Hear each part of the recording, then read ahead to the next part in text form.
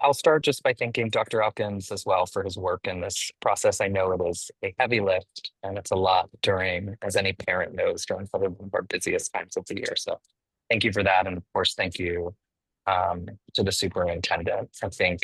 I deeply appreciate the superintendent's commitment and the progress we've made in certain areas. And I remain deeply concerned, I guess, by just the lack of concrete quantitative rather data in both the self-evaluation and then our broader team's assessment. I think for our community to have confidence in our direction, we just need to set clear, measurable outcomes and then transparent reporting. And I urge us for the future to align our evaluation process more closely, possibly with the state standards, and to ensure that future evaluations are grounded in robust quantitative evidence, especially as we address persistent achievement gaps and of course, major operational challenges.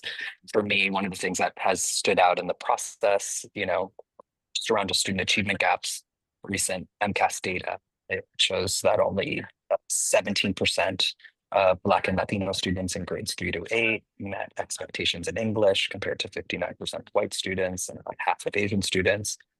In math, the gap is even wider, with only 15% of Black and Latino students meeting expectations versus 60% of Asian white students. So the evaluation acknowledges these gaps, but doesn't provide a clear data-driven plan for closing them or measuring progress year over year. Equally, I've shared my concern, obviously, around long-term facilities plan and our declining enrollment. I think more strategy there would be helpful for us. And then, I think many committee members' evaluations were well-intentioned.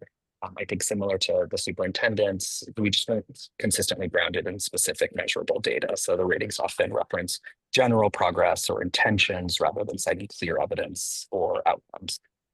So it's not just the superintendent's evaluation that needs more data transparency, it's our own process as a committee that needs to improve. I think we owe it to students and to families and to the public to ensure that both our assessments and our decisions are rooted in clear evidence and clear metrics too. So I hope we can do more of that in the future. And of course, thank you, Superintendent, for your service. And thank you, Dr. Elkins, for pulling all of this together.